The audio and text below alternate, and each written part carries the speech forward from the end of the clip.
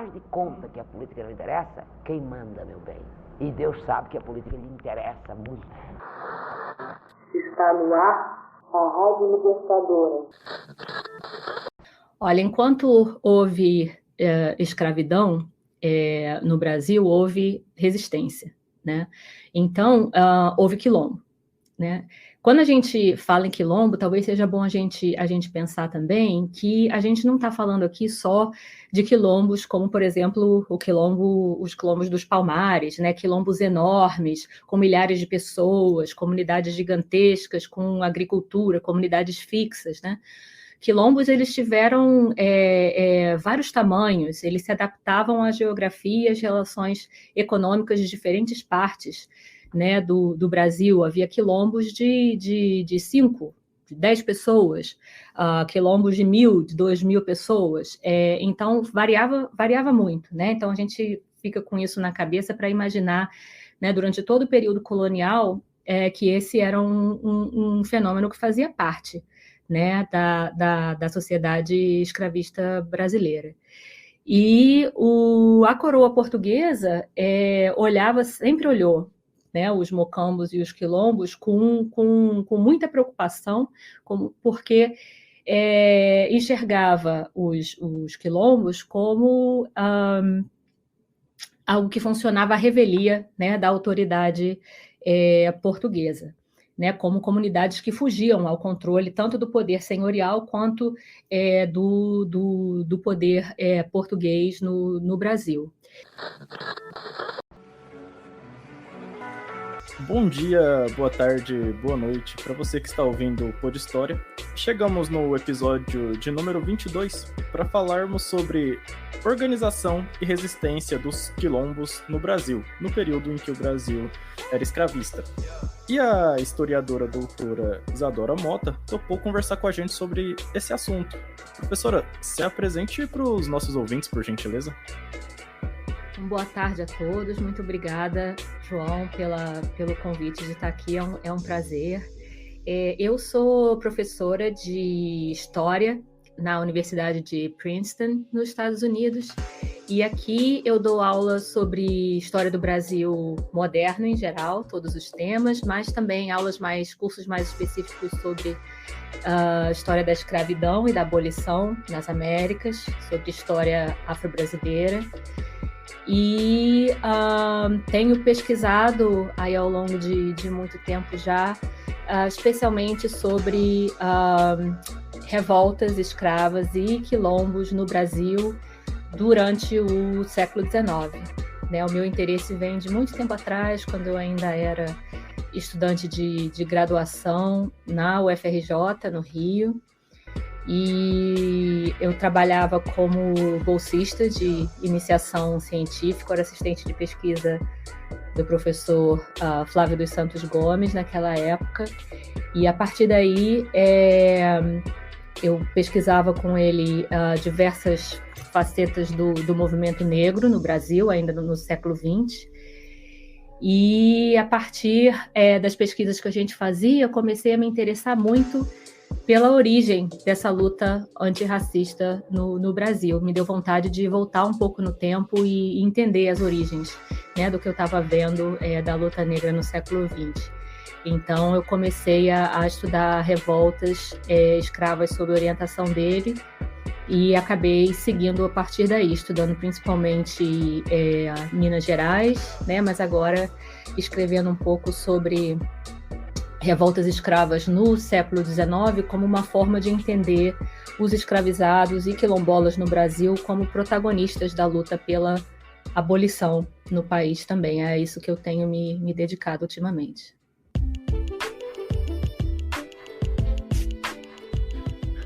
Pessoal, antes da gente ir para o episódio de hoje, eu tenho alguns pequenos anúncios para fazer. O primeiro é sobre o Apoia-se. Nós agora temos uma campanha no Apoia-se, e esta campanha serve para você contribuir com valores a partir de R$1 e ajudar no crescimento do podcast. Para você apoiar, basta pesquisar por apoia.se/podhistoriapodcast ou clicar no link da bio do Instagram ou Twitter. O link também está na descrição de todos os agregadores de podcast do Pod História.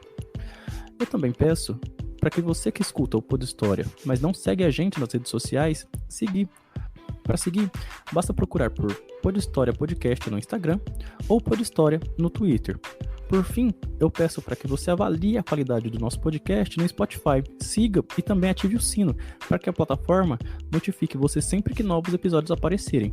Então, sem mais delongas, vamos para o episódio de hoje.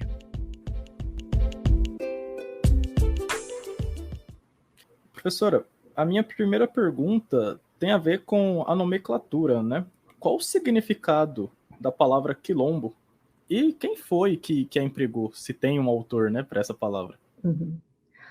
Olha, quilombo é uma das muitas formas como se denominou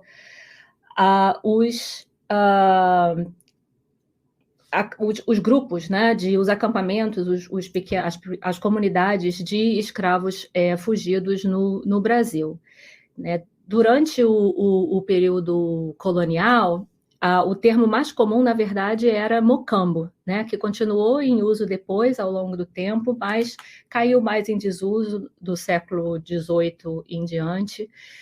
E ambos os termos, tanto quilombo quanto mocambo, são de origem centro-africana, né? Eles vêm da África Central. Então, mocambo geralmente era o Inquimbundo e Kikongo, que são línguas da África Central, das regiões que hoje a gente chama de Congo e Angola, era um termo utilizado para denominar estruturas de erguer casas, né? E quilombo ia um pouco nessa mesma ideia, mas de forma diferente, né? As autoridades portuguesas, os portugueses na África pré-colonial usavam quilombo para designar acampamentos militares ou acampamentos de prisioneiros nas guerras que eles faziam na África. E durante o século XVII, esse termo ficou muito ligado aos guerreiros em Bangalas, os chamados Jangas, na África Central, né, que tinham uma espécie de sociedades secretas, de rituais de caráter militar, que eram também chamados pelos portugueses de quilombo. Então, de alguma forma, a gente não sabe bem exatamente como os termos migraram, né, para o Brasil e se popularizaram no Brasil, mas eu acredito que tenha ocorrido tanto pela administração, né, pela ação da administração portuguesa, quanto pela vinda, né, de africanos escravizados da África Central para o Brasil. E no final das contas, o que você vê, né, na documentação colonial é um pouco dessa mistura. As autoridades portuguesas se referindo tanto a estratégias militares na África, tanto quanto a resistência negra no Brasil, da mesma forma, usando esses termos, né? Então, quilombo acabou se tornando a forma mais popular de se referir, né, às comunidades de escravos fugidos no Brasil, mas o aquilombamento, como a gente chama em português, né, foi um fenômeno que ocorreu em todas as Américas, não só no Brasil, e daí em outros lugares, dependendo da região, também muda de nome, né? Na Venezuela eles chamam de cumbis, na Jamaica são os maroons, na Colômbia você tem os palenques, então a nomenclatura muda um pouco, mas a ideia é de que realmente você está denominando essas comunidades muitas vezes móveis, pequenas, grandes, de tamanhos diferentes, mas que reúnem homens e mulheres escravizados que estão fugindo da opressão dos seus senhores. E a primeira menção que a gente tem a um quilombo no Brasil, a um mocambo, nesse caso, no Brasil, é na Bahia, em 1575, que a gente vê uma referência, né, à existência de uma comunidade dessa. Mas os quilombos existiram durante toda a história do Brasil, e a partir do século XVIII, da metade do século XVIII, é que a gente vê o termo quilombo realmente se disseminar pelo Brasil.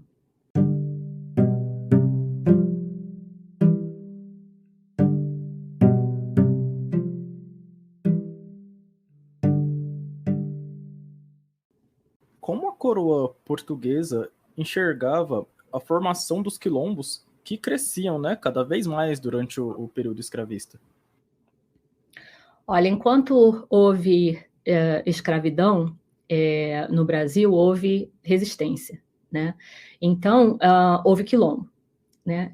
Quando a gente fala em quilombo, talvez seja bom a gente pensar também que a gente não está falando aqui só de quilombos como, por exemplo, os quilombos dos Palmares, né? Quilombos enormes, com milhares de pessoas, comunidades gigantescas, com agricultura, comunidades fixas, né?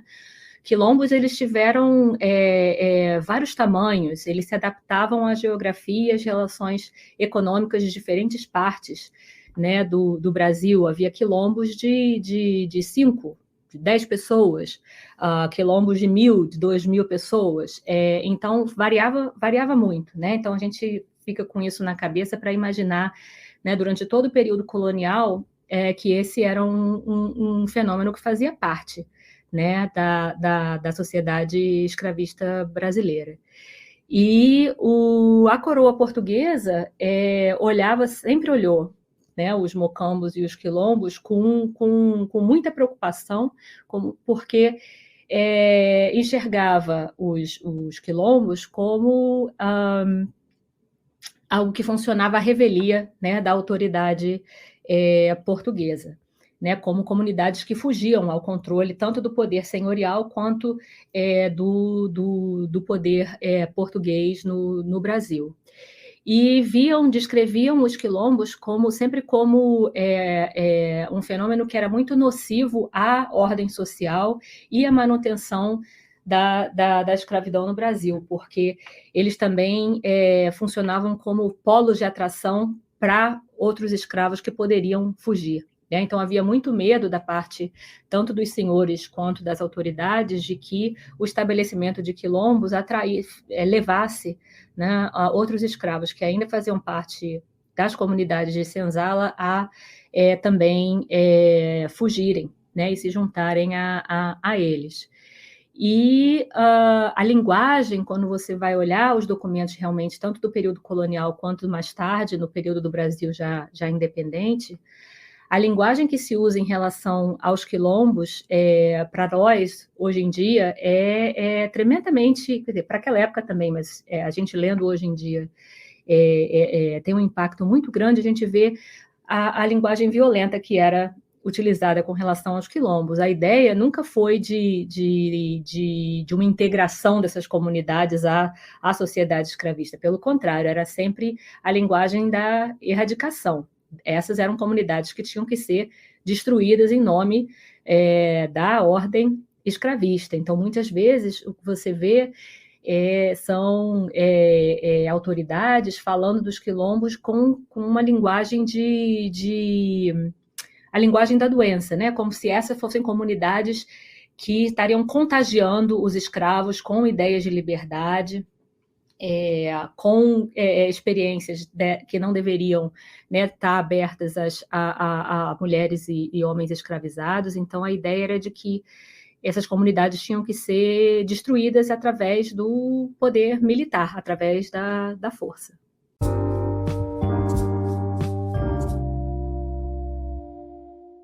Professora, você falou sobre as formas, né, até também de tentativas de destruição desses quilombos.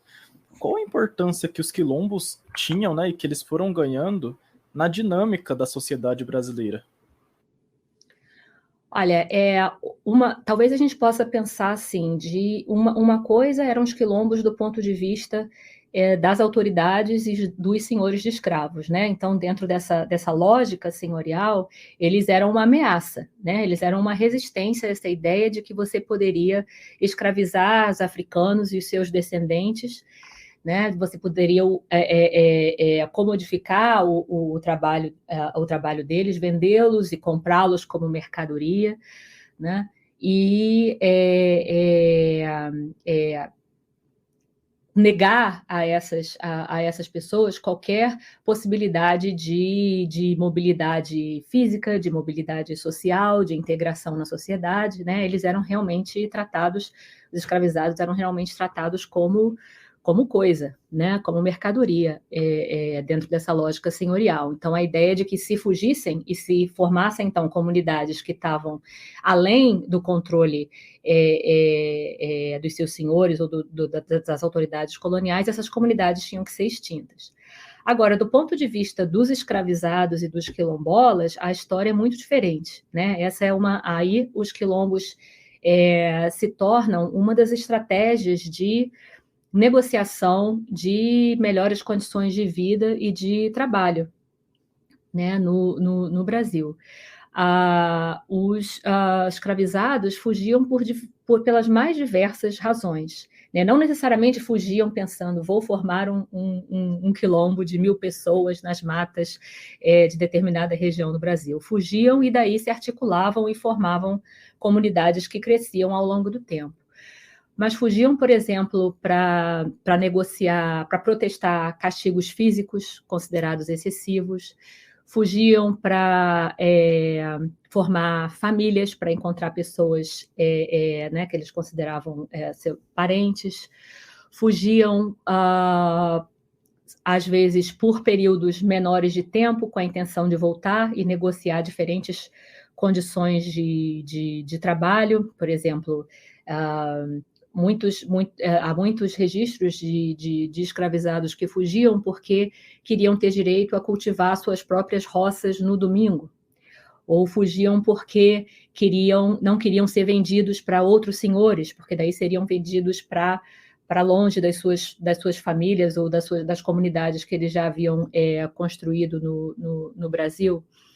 Então, os quilombos fazem parte dessa dinâmica de negociação dentro de um sistema absolutamente brutal, né, não só de trabalho, um sistema econômico brutal, mas de dominação racial brutal, e faz parte dessa dinâmica de negociação de alguns espaços, mesmo que pequenos, mesmo que temporários, de autonomia e de sobrevivência dentro do mundo da escravidão. E, ao longo do tempo, eu acho que a gente também pode ver a importância dos quilombos para a sociedade escravista como comunidades que vão dar origem a determinadas culturas políticas que vão ser importantes, né, na luta pela emancipação negra ao longo do tempo. Né? Então, esse perigo constante na cabeça dos senhores de que havia quilombos, fugas, quilombos articulados com comunidades de senzalas, isso pesava muito na forma como tanto os senhores quanto os políticos, né? Nesse caso estou pensando mais no Brasil imperial, pensavam sobre o futuro da escravidão no país, né? E talvez uma terceira forma da gente pensar também a importância dos quilombos para a sociedade brasileira é que essas comunidades, né, de vários tamanhos, em várias partes do país, que se desenvolveram, né, de diferentes formas economicamente e socialmente, elas vão ser a origem do campesinato negro no Brasil. Né? De pouco em pouco a gente vê que é o que a gente vai ver no período depois da emancipação. Né, que essas comunidades descendentes dos quilombos, né, misturados aos libertos no período depois da emancipação, vão dar origem ao que no Brasil seria um campesinato negro. Eles são os primeiros camponeses, de fato, no Brasil. Então, a gente pode pensar o quilombo de várias formas, né, como uma forma de resistência escrava durante a escravidão, como um centro de desenvolvimento de ideias e de culturas políticas que depois vão ser importantes para a emancipação dos negros no Brasil, e também como parte, né, da formação desse campesinato negro no Brasil. Explique aos ouvintes como era a vida dentro de uma comunidade quilombola. As pessoas plantavam, pescavam, existia algum tipo de estudo? Uhum. Olha, a vida nos quilombos dependia muito tanto do tamanho dessas comunidades quanto da geografia, né? Porque a ideia do quilombo era de justamente se proteger da repressão. Então, se esconder um pouco ou tornar difícil, né, o acesso para que capitães do mato, expedições militares, ou depois de 1831 a Guarda Nacional, não os encontrasse, né? Agora, isso não quer dizer que os quilombos fossem comunidades isoladas. Não eram de forma nenhuma, né? Os quilombos sobreviviam justamente porque eles conseguiam se articular com as lógicas econômicas de cada local, né? Então, por exemplo, quilombos na região amazônica, muitos deles viviam do extrativismo. Quilombos em regiões de mineração, como Minas Gerais, Mato Grosso, partes do Maranhão, os quilombolas mineravam ouro, mineravam diamantes e trocavam, né, vendiam pedras preciosas ou minerais preciosos para as comunidades, para comerciantes locais, né? Então, os quilombos estavam sempre articulados faziam parte, né, das economias das regiões em que eles se estabeleciam.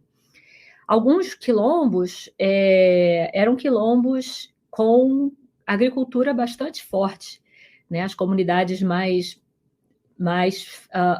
fixas, né? Quilombos geralmente não eram comunidades fixas, né, porque eles dependiam realmente da mobilidade para fugir, né, da repressão.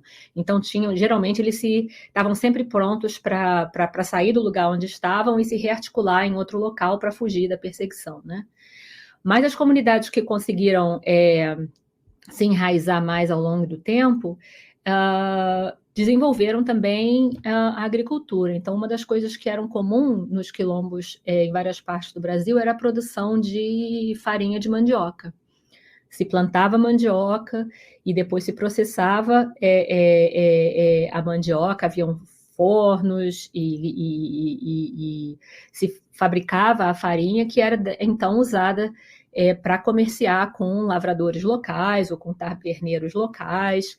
E muitas vezes se trocavam produtos produzidos no quilombo com homens e mulheres que ainda faziam parte das senzalas, né, que faziam parte, ainda estavam escravizados. Uma das formas de sobrevivência dos quilombos é que eles eram muito articulados com os escravos que continuavam nas fazendas e nas cidades do Brasil. Então, se trocavam muitos produtos e se trocavam produtos numa espécie de economia informal, né, que saía também do controle senhorial e que fazia parte, por exemplo, da vida dessas comunidades. Então, em lugares, por exemplo, como, pensando aqui, por exemplo, nos quilombos do Iguaçu, no que é hoje a Baixada Fluminense, no Rio de Janeiro, os quilombolas eram conhecidos, por exemplo, por fornecer lenha, né, para os lavradores locais. Né, em quilombos de Minas Gerais, eles produziam carne seca, salgavam a carne e trocavam carne seca com os taberneiros locais. Então, a economia quilombola ela era muito diversificada, né? E agora, os quilombolas também, muitas vezes, especialmente os dos grupos menores, as unidades móveis, às vezes mais próximas de áreas urbanas no Brasil, viviam também de ataques a fazendas locais, de saques, né, a comunidades locais. Então, por exemplo, era muito comum que se roubasse cabeças de gado e daí se usasse esse gado para fabricar carne seca, por exemplo. Ou viviam de saques para viver, né, para sobreviver, e juntava, então, a caça, a agricultura, a mineração. Muitas vezes, os quilombolas trocavam os produtos que eles produziam por pólvora e munição para a proteção dessas comunidades também. E produziram muitas vezes artigos para troca, por exemplo. Tinham quilombos que produziam cerâmica, que produziam cachimbos, né? E assim vendiam para lavradores ou para comerciantes locais. Então, os quilombos, a economia era muito diversificada, mas sempre dependia das relações que os quilombolas estabeleciam com as comunidades em que eles viviam, ou perto das quais eles viviam, e com escravos que ainda viviam nas senzalas. Nesse sentido, era muito, na verdade, era mais raro a gente encontrar quilombo, aquela ideia de quilombo isolado, no meio da mata, sem relação qualquer com a comunidade ao redor, né? Isso é mais um mito, né, que a historiografia nutriu por um grande período de tempo, do que uma realidade, né?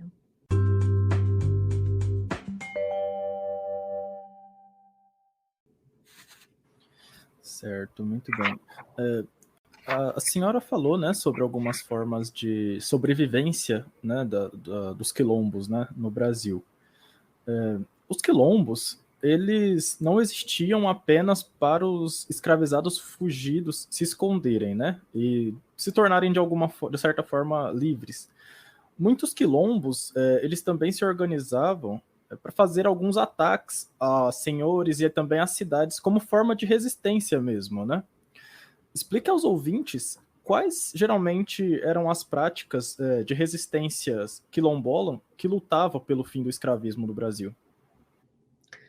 Olha, eram várias, né? A própria formação dos quilombos era uma forma de resistência, né? Se você pensar numa comunidade de escravos fugidos que foge à disciplina e ao regime de trabalho da escravidão, essa já era uma forma de resistência em si. Agora, como eu falei, havia outras, né? A gente pode esmiuçar um pouco o que os quilombolas realmente significavam e como eles resistiam à escravidão. A ideia de que homens e mulheres escravizados podiam construir uma vida mais independente, né? Como diziam especialmente no século XIX, viver sobre si, né? Para além do controle dos brancos nessa sociedade escravista, era uma coisa complicadíssima, né? E daí eles precisavam gerar estratégias de sobrevivência. Dentre essas estratégias, a gente viu, né, a gente já falou um pouquinho sobre a ideia de fugir para não ser vendido, fugir para manter famílias, fugir para poder desenvolver as suas próprias práticas religiosas, né? Fugir para protestar castigo, fugir para reivindicar diferentes condições de trabalho, né? Todas essas motivações que geravam, né, a necessidade da fuga e que estavam, né, na base da formação dos quilombos, elas tinham a ver com a resistência à escravidão. E eu acho que uma das formas mais claras de resistência à escravidão, e que tem me interessado muito nos últimos tempos, e aí eu estou falando mais aqui no caso do século XIX, que eu conheço melhor, é que os quilombos eram também lugares de disseminação e circulação de ideias, né? Se você pensar, por exemplo, os quilombolas tinham mais, geralmente tinham mais liberdade de movimento do que, por exemplo, os escravos que estavam ainda trabalhando nas senzalas de fazendas de café ou de açúcar, por exemplo, né? Eles se movimentavam, eles tinham que comerciar com esses lavradores locais, né? Eles tinham que conversar com muita gente, né? Eles criavam redes de proteção em torno dos quilombos, né? Forjando alianças, né? Pequenas alianças com as pessoas que moravam no entorno, por exemplo, né? Então, os quilombolas, era muito comum que eles tivessem o que eles chamavam de falas dos quilombos. Aliados, pessoas com quem eles geralmente comerciavam ou trocavam produtos, pessoas também, né, dessas populações marginalizadas do Brasil, às vezes livres, às vezes libertos, né? E que viravam informantes, que avisavam, por exemplo, os quilombolas, olha, tem uma expedição chegando para destruir o quilombo, é hora de vocês fugirem, né, irem para outro lugar. Isso era muito comum, de modo que os quilombolas geralmente conseguiam escapar as expedições ou as autoridades coloniais, ou depois, né, as autoridades do Império faziam contra eles, porque eles eram avisados pelos seus aliados.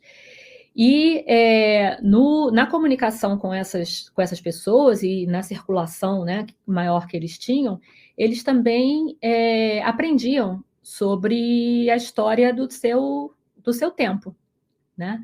Então, por exemplo, eu tenho estudado quilombolas que tiveram um papel importante na divulgação, por exemplo, de ideias sobre a campanha britânica contra o tráfico negreiro na metade do século XIX, né, que espalhavam entre os escravos a ideia de que os ingleses estavam se opondo aos senhores no Brasil e que estavam advogando pelo fim do tráfico africano vindo da África.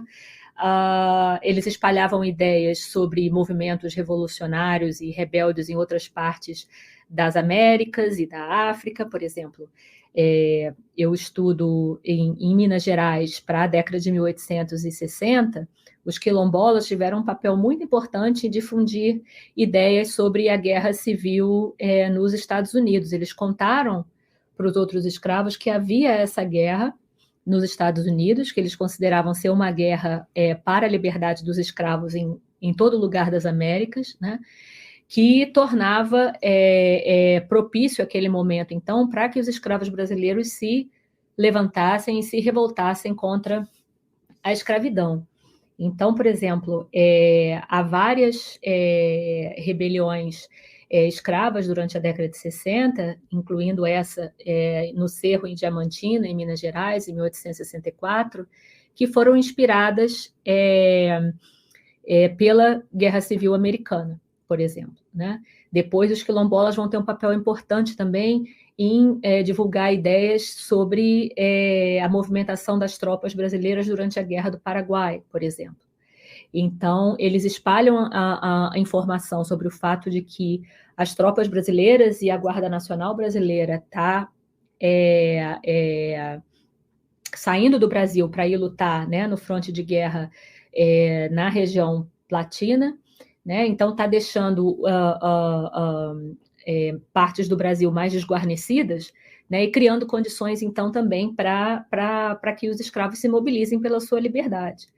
Então, a quantidade por exemplo, de revoltas escravas que você tem durante a década de 60 é imensa, né? E parte disso tem a ver com a articulação entre rebeldes ainda escravizados e quilombolas, né, que estão trocando informação e trocando experiências e se articulando para lutar pelo fim da escravidão. Então, você tem, durante o período imperial e antes também, já do período colonial, quilombolas que iniciam insurreições, ou quilombos que são formados a partir de insurreições escravas também, escravos que fogem, que se rebelam contra os seus senhores, se insurgem e daí fogem e formam um quilombo. É uma dinâmica muito... Há uma relação direta, né, entre insurreições escravas e a formação de quilombos. Então, essa é uma outra forma de pensar também em como os quilombolas participaram da luta pelo fim da escravidão no Brasil.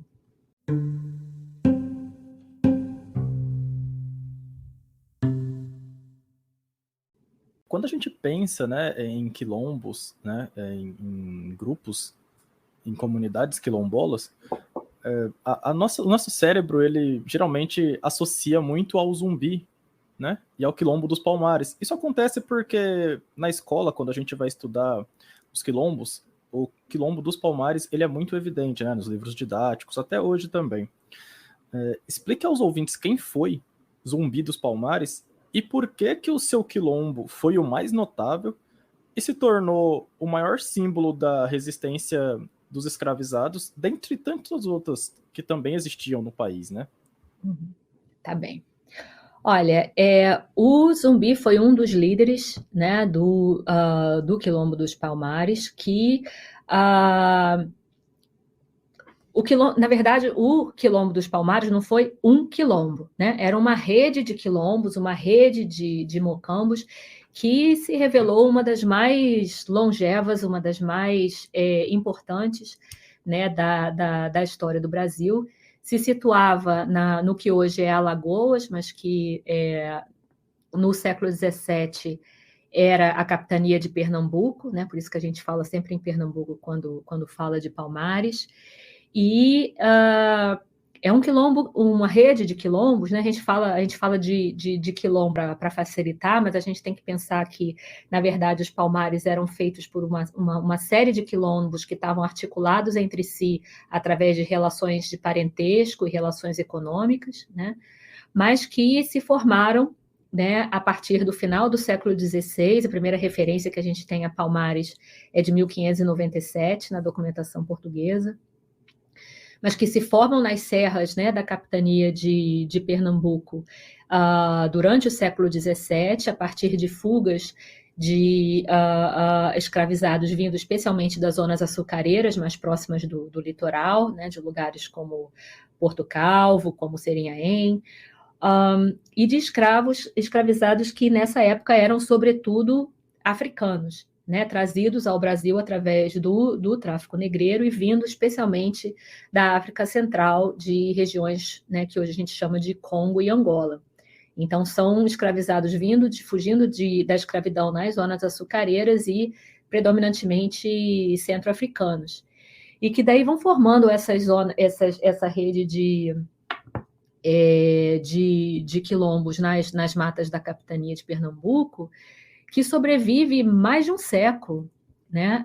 Eles crescem ao ponto de conseguir resistir, por exemplo, expedições de exterminação, né, de quilombo, tanto de autoridades portuguesas quanto de autoridades holandesas, se a gente lembrar que os holandeses invadem, né, o Nordeste e ficam por lá, né, durante a metade do século XVII, e mandam diversas expedições para bater Palmares e não conseguem.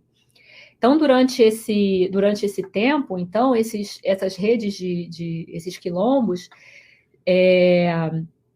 se consolidam, se desenvolvem, né, com agricultura, com relações de parentesco muito forte e com, eventualmente, uma identidade política e territorial que é tão forte que passa a ser reconhecida, de alguma forma, pelo Estado português, pela coroa portuguesa. E eu digo reconhecida porque as autoridades tentam bater Palmares várias vezes, não conseguem, né? E essa é um dos poucos exemplos que a gente tem de tentativa de negociação com a comunidade quilombola, né? Em 1678, a coroa portuguesa vai tentar negociar um tratado de paz com o Gangazumba, que na época era o rei do quilombo, né, do maior quilombo dos Palmares, e a coroa tenta negociar, né, o reconhecimento do território quilombola em troca da lealdade a Portugal, à coroa portuguesa, né? E é um acordo que falha, que não é aceito por todos, é negociado pelo Gangazumba, mas que é rejeitado pelo sobrinho dele, que é o Zumbi, né? E o que a gente vê é que, na verdade, a luta pela erradicação de Palmares, né, continua. As expedições continuam, e Zumbi, especialmente nas décadas de 1670, 1680, se torna o líder mais famoso do quilombo dos Palmares. E ele se opõe a esse tratado de paz com a coroa portuguesa.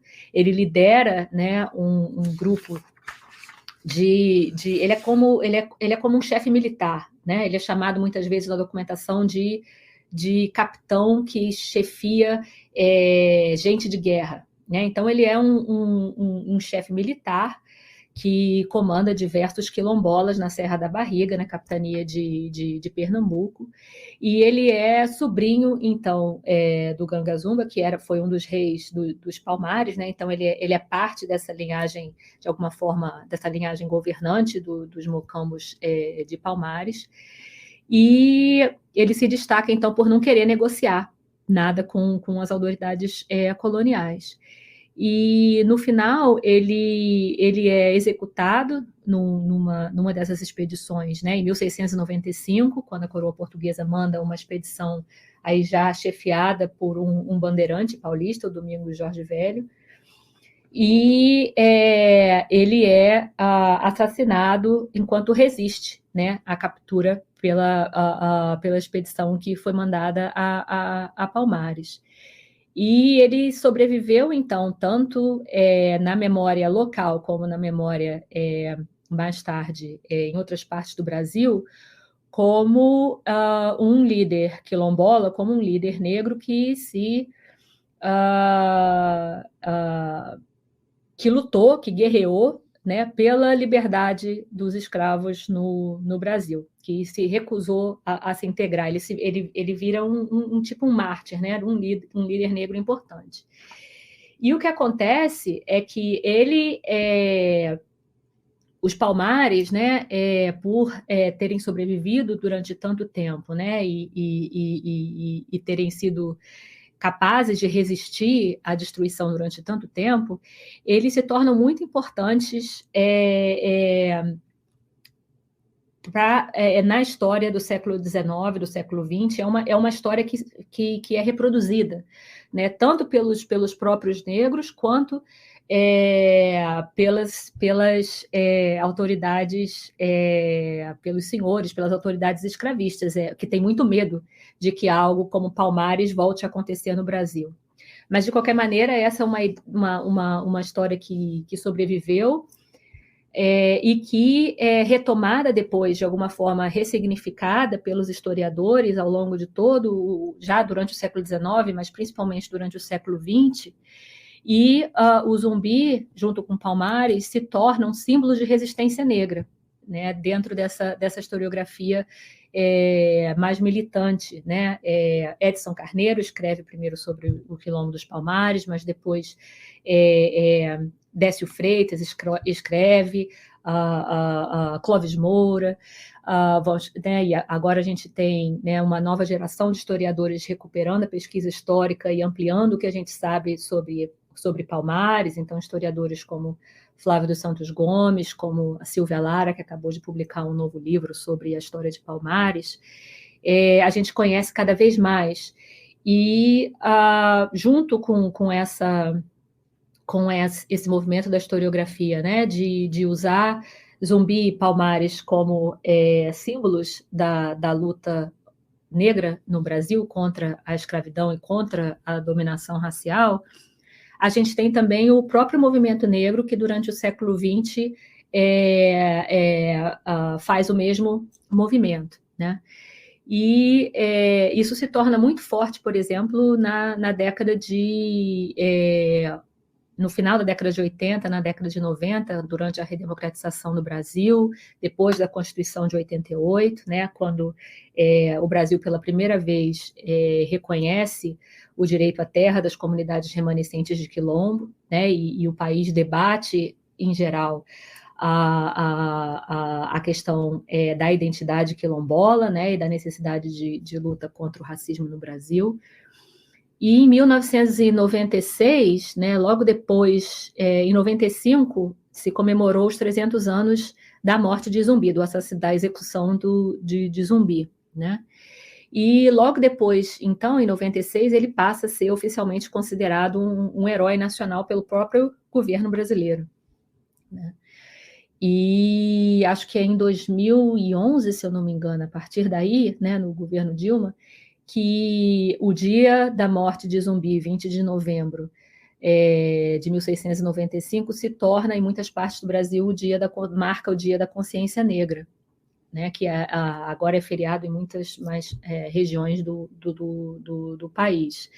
Então, Palmares e Zumbi ficam como como esse exemplo muito concreto, muito conhecido, muito compartilhado na memória, né, e na história, né, afro-brasileira, como um grande exemplo de resistência negra à escravidão e ao racismo. Mas é uma história que é ressignificada ao longo do tempo e continua a ser, né, que hoje é importante por outras razões, né, que continua sendo importante especialmente para o movimento negro no Brasil. Outra figura muito importante, né, da resistência dos escravizados foi Isidoro.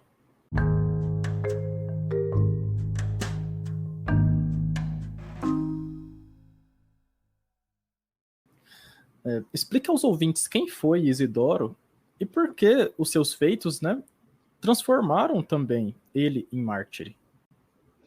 Então, o Isidoro, meu xará, vem de Minas, né? Ele foi um quilombola mineiro do século XVIII, cuja história chegou a nós principalmente através do Joaquim Felício dos Santos, né? Que foi deputado, escritor, jornalista, né? Da região de Diamantina, em Minas Gerais. E ele escreveu, na década de 60, no século XIX, ele escreveu um livro, né, que começou como publicações num jornal que ele publicava em Diamantina, chamado Jequitinhonha. Ele publicou um livro chamado Memórias do Distrito Diamantino, que traçava, né, a história de Diamantina desde os tempos coloniais, quando Diamantina se chamava Arraial do Tijuco, né, o centro da mineração de diamantes do Brasil colonial. E ele conta para nós a história do Isidoro, que é a história de um quilombola típico das áreas de mineração do Brasil, especialmente de Minas Gerais. Então, o Isidoro ele era escravo de um frei, do Frei Rangel, no Arraial do Tijuco. O Frei se envolveu com um contrabando de diamantes nessa região, porque lembra, durante o século XVIII, o comércio de diamantes era monopólio, né, da coroa, que através do distrito diamantino, né, fazia a extração e a comercialização exclusiva dos diamantes. Mas o Frei se meteu em contrabando, teve seus bens confiscados e entre seus bens confiscados foram também seus escravos, um deles o Isidoro. O Isidoro foi condenado, então, a trabalhar de galés na extração de diamantes, né? Ele trabalhava com ferros nos pés, né? Ele foi condenado também. E ele acabou ficando famoso porque, segundo... Ele é tanto um personagem histórico como também um personagem lendário da história local de Diamantina, né? Então, às vezes, a gente não sabe exatamente o que é fato e o que é ficção. Mas a questão é que ele teria, enquanto trabalhava nos serviços de mineração, a mineração de diamantes era uma tarefa especialmente brutal, né, no século XVIII, e enquanto ele trabalhava, ele teria limado os ferros que prendiam os pés dele, e daí teria fugido para os matos, né, teria fugido para formar, para liderar um grupo de quilombolas. Né? Então, ele liderava esse grupo de quilombolas que mineravam ilegalmente, né, nesse caso, na região ali de Diamantina, e trocavam esses diamantes com a comunidade local. E ele foi intensamente perseguido pelas autoridades coloniais, pelos vários intendentes, né, do distrito diamantino, e conseguiu escapar durante muito tempo. E há histórias, por exemplo, sobre ele distribuindo ouro para a população mais pobre de Diamantina, ou tentando lutar de alguma forma mais direta pela liberdade dos escravos. Ele teria libertado a sua esposa. Enfim, há várias histórias, mas a questão é que ele termina, então, em 1809, ele é traído por um dos seus companheiros, ele é preso, e ele é brutalmente torturado né, pelo intendente João Inácio, não, esse acho que era o intendente Câmara. Ele é brutalmente torturado, né, pela administração do Distrito Diamantino, e mesmo severamente espancado e torturado, ele se recusa a delatar outros quilombolas ou a dizer com quem ele comerciava. Então ele acaba sendo, ele morre, né, ainda na cadeia dos suplícios que ele sofreu, e por isso ele acaba sendo considerado um mártir nessa região. Mas o Isidoro, eu diria, foi um dos muitos, né, líderes negros quilombolas ao redor do Brasil que passaram por esse mesmo tipo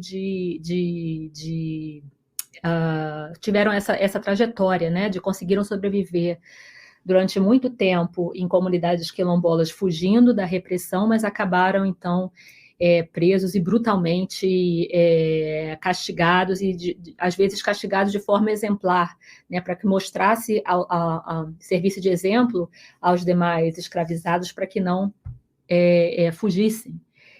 Agora, uma coisa que eu acho também importante a gente lembrar é que esses líderes, tais como Isidoro, tal como o Zumbi, foram muitos, mas haviam também líderes mulheres, não foram só homens, né? As mulheres eram importantíssimas nos quilombos brasileiros, e muitas delas viraram o que se chamava de rainha do quilombo. Elas tinham uma posição importante, não só como membros daquela comunidade, mas como na própria organização política desses quilombos. E a gente tem vários exemplos. Eu poderia citar, por exemplo, a Zeferina, que era a rainha do quilombo do Urubu, nas cercanias de Salvador, né? E em 1826, por exemplo, ela, que era também centro-africana, ela era, acho que, de Angola, ela tinha planos de se unir com os africanos nagôs de Salvador, invadir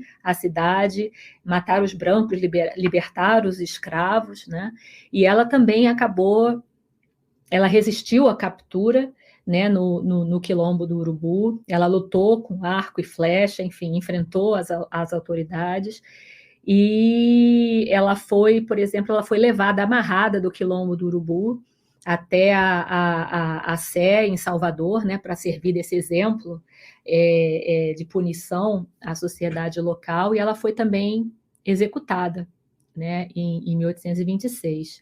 E como ela, tinham outras, tinha a rainha Marta, dos quilombos do Iguaçu, Ângela, nos quilombos do Maranhão. Só para a gente lembrar que a história dos quilombolas é também uma história da resistência das mulheres à escravidão, e elas tinham muitos papéis, né, dentro do quilombo, tanto políticos quanto, por exemplo, de religiosos, né, de líderes religiosos nessas comunidades, e de mulheres que protegiam os arranjos familiares que eram possíveis aos escravizados também dentro dos quilombos.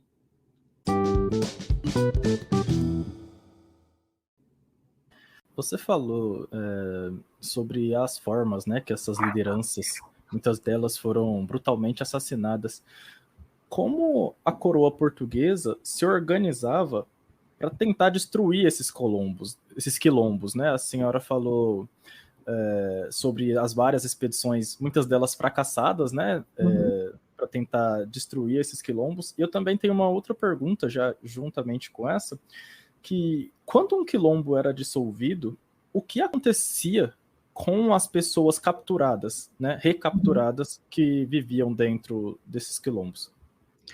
Olha, a repressão foi sempre parte da história dos quilombos, como a gente conversou, né? Geralmente o que existia da parte, primeiro da coroa portuguesa e depois do Brasil independente também, do governo imperial, você tinha várias formas de combater os quilombos, né? Você tinha, no período colonial, especialmente, você tem os capitães do mato, né, que eram selecionados pelos senhores de engenho para irem atrás dos quilombolas. Você tinha, eles chefiavam verdadeiras milícias, né, brancas que iam, ou, né, às vezes também misturadas com homens de cor, que iam para dentro dos matos para procurar os quilombos. Haviam expedições militares comandadas por capitães, né, soldados, para atacarem os quilombos, mas era sempre muito difícil. O combate aos quilombos foi sempre muito difícil no Brasil, porque durante muito tempo não existia uma força designada para bater os quilombos. Existiam algumas partes do Brasil que eles chamavam de guarda dos matos, né, que reuniam capitães do mato e pessoas, né, que geralmente eles juntavam cidadãos do lugar, né, que também estavam interessados em extinguir os quilombos, para fazer uma expedição do que se chamava de batida do quilombo. Mas era sempre muito complicado, né, e encontrar recursos para fazer isso era sempre complicado. E depois que se criou a Guarda Nacional, depois da década de 30 no Brasil, a Guarda Nacional também tinha como uma das suas principais funções bater os quilombos, né? Então, a repressão se fazia de várias formas, mas sempre nessa ideia de uma política de erradicação. Nesses combates, né, de batidas dos quilombos, os feridos e mortos foram muitos, né, cujos nomes muitas vezes se perderam na história, né, de pessoas que morreram lutando para não serem capturados. Agora, os que foram capturados, aí dependia, né? Os líderes geralmente todos eram levados para interrogatório.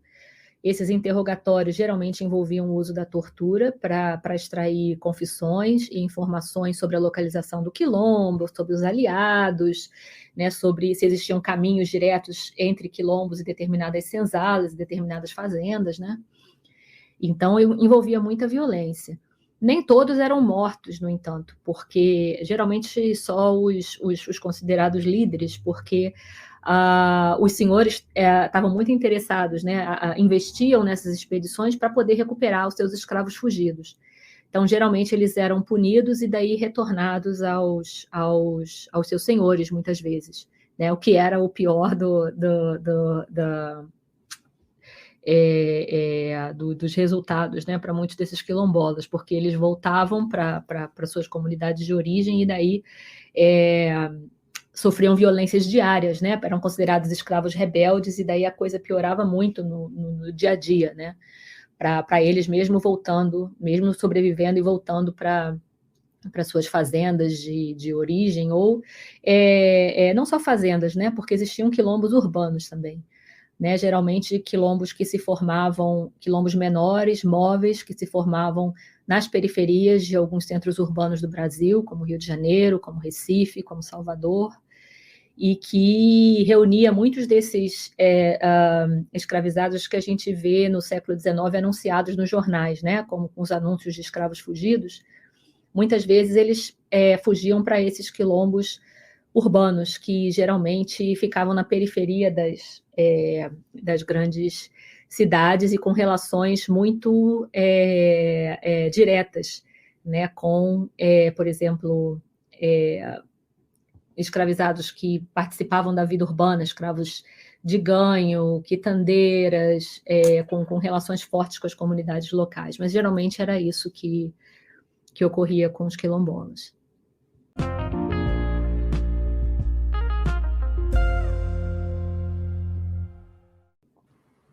As revoltas dos escravizados foram constantes no Brasil, né? Durante toda a nossa conversa até o momento, a senhora citou algumas revoltas, né?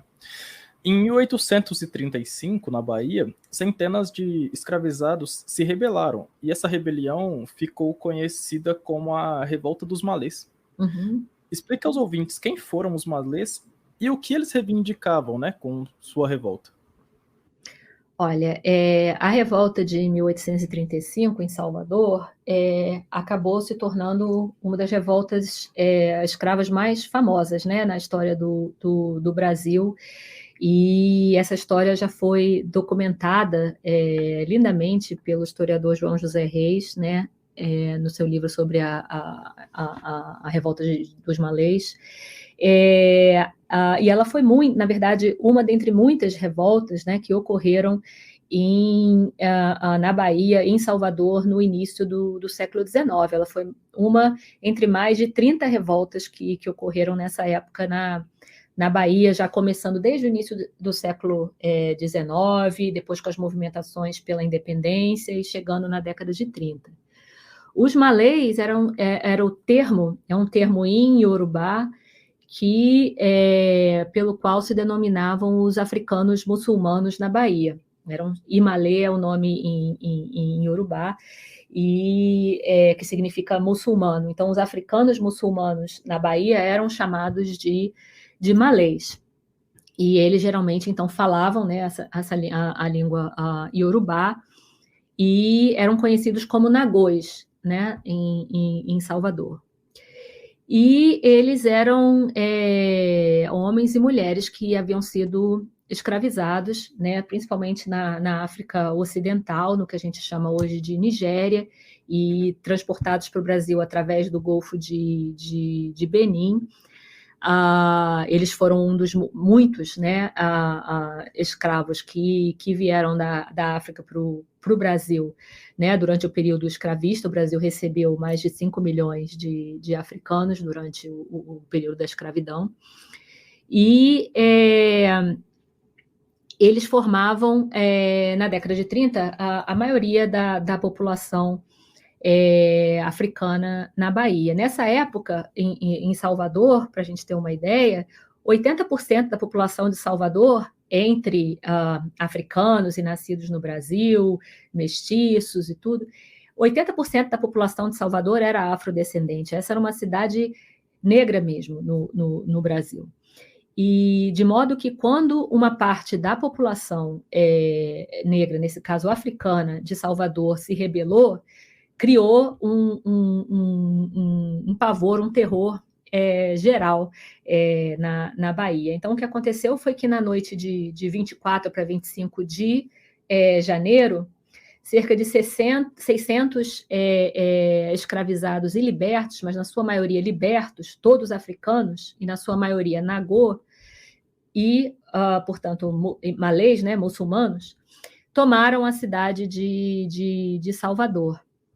Eles organizaram essa revolta para o fim do mês de janeiro, que era o fim do mês sagrado para os muçulmanos do Ramadã. Durante a festa, que era a festa da Noite da Glória, que era um dia importante que coincidia com o dia de Nossa Senhora da Guia, em Salvador, e se levantaram pelo fim da escravidão africana na Bahia. E os malês ocuparam as ruas de Salvador por algum tempo, chegaram a invadir a Câmara de Salvador, libertar um dos seus líderes que estava preso lá.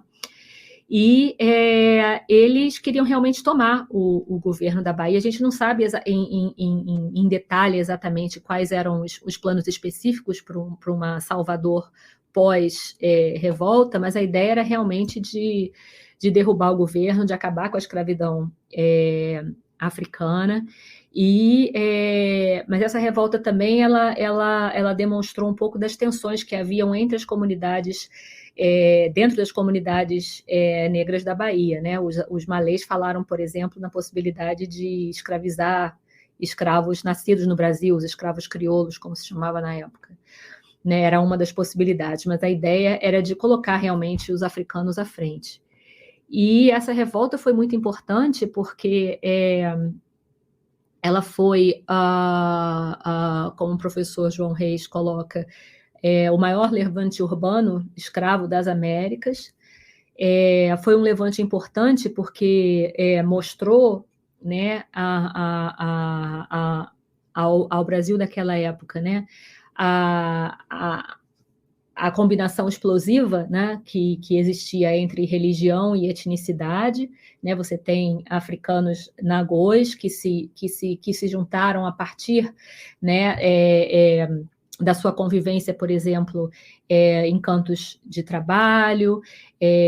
Eles prepararam a revolta em reuniões que eles fizeram, por exemplo, na Casa de Libertos, em senzalas urbanas, em que eles misturavam, às vezes, rezas e rituais muçulmanos, como a recitação, a troca de amuletos, a memorização de passagens do Corão, né? Então, a presença, né, a força da religião como força de organizadora também da resistência negra ficou muito clara, muito importante nessa época. E, no final, a rebelião foi destruída, né, pela repressão. Cerca de 70 rebeldes e mais de 500 africanos sofreram prisão, açoites ou deportação. Né? Essa revolta foi importante porque uma das formas como as autoridades baianas lidaram com isso, elas foram atrás, principalmente de libertos malês que sabiam ler e escrever árabe, né? E deportaram eles de volta para a África. Então, destroçaram mesmo essas comunidades muçulmanas da Bahia. E foi uma revolta que teve consequências muito importantes para o Império como um todo, para o Brasil como um todo. Né, porque depois disso começou a se falar ainda mais sobre, por exemplo, o uso da pena de morte para crimes praticados por escravizados. É uma revolta que vive na memória, né, dos senhores de escravos e das autoridades ao longo do século XIX e que serve de exemplo, né, para a repressão de muitas outras também ao longo do século XIX.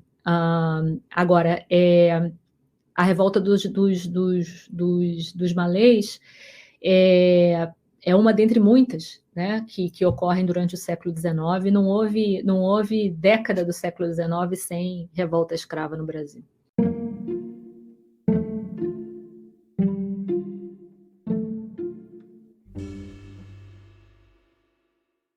E, professora, qual a importância de sabermos mais sobre os processos de resistências de escravizados no período em que o Brasil foi um país escravista, né? Olha, eu acho que é fundamental, porque se a gente quer aprender, entender a história do Brasil, a gente precisa de uma visão de conjunto, né? Não basta apenas saber da história do Brasil através da versão do Estado, né? A versão que o Estado conta, ou a versão que sobrevive na história daqueles que venceram, por exemplo, a história.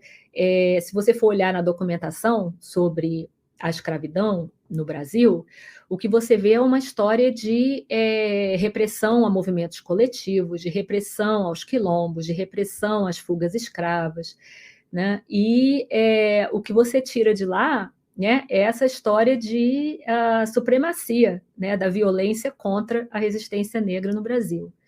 Só que as coisas não foram muito bem assim. Essa é a versão oficial, né? As narrativas sobre a escravidão durante o período colonial e depois no século XIX contam essa versão de uma vitória, né, do Estado em relação ao movimento negro e de manutenção da escravidão. Obviamente que a escravidão tinha uma força enorme no Brasil, né? E a brutalidade da escravidão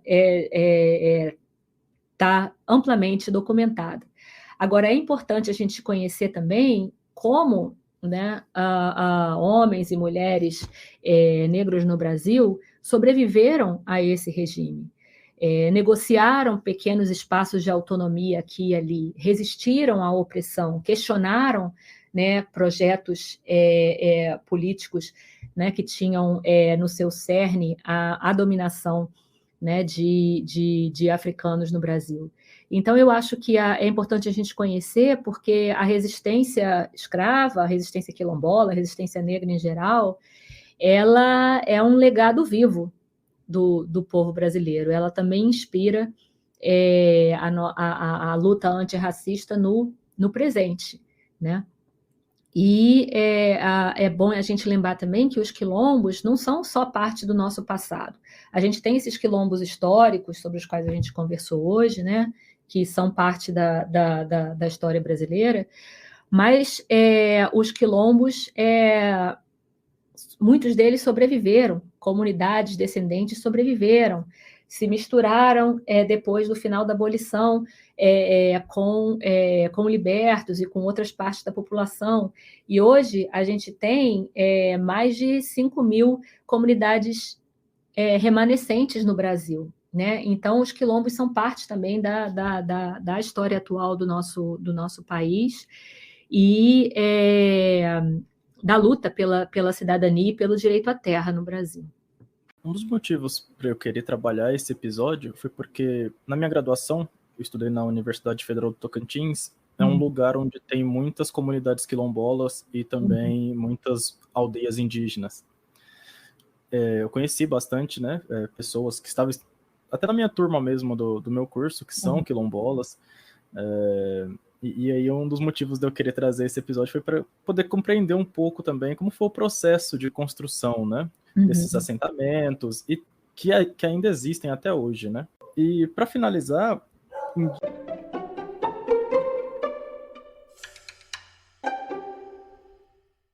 a senhora indica algumas obras para quem deseja conhecer um pouco mais sobre os quilombos e sobre os processos de resistências negras no Brasil. Indico sim. E você tocou num ponto importante que a gente não falou muito, mas que é importante. Os quilombos, às vezes, nos quilombos a gente encontrava não só escravos fugidos, né? Muitas vezes você encontrava também indígenas, desertores do exército, pessoas que haviam sido condenadas por crimes que não tinham absolutamente nada a ver com a escravidão.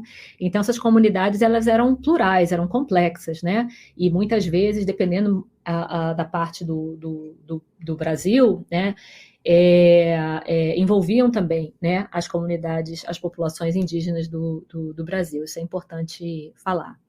Agora, para quem quiser conhecer mais sobre a história dos quilombos, né, do Brasil, sobre a resistência negra, eu acho que